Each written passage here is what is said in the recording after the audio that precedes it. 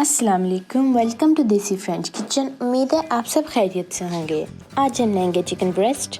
Ingredients में आपको चाहिए 500 gram chicken cutlets, 1 tablespoon olive oil, पौना टीस्पून नमक, ये हस्बे जायका है, हाफ टीस्पून काली मिर्च का पाउडर, ये भी हस्बे जायका है, 1 टीस्पून कुटी हुई लाल मिर्च, 1 टीस्पून ज़ीरा पाउडर और 1 टीस्पून लहसुन अदरक का पाउडर।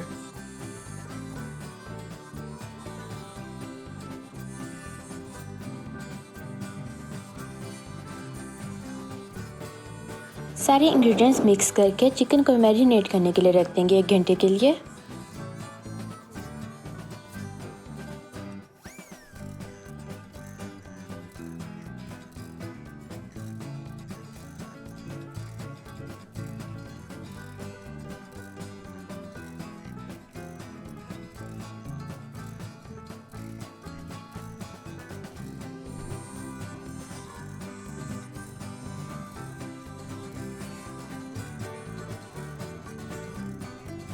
एक पैन में अब हम थोड़ा सा ऑयल डालेंगे, उसके बाद उसमें चिकन रख के दरमियानी तेज़ आग पे फ्राई कर लेंगे जब तक चिकन अच्छी तरह से गल नहीं जाता। इसको 8 से 10 मिनट लगेंगे तकरीबन।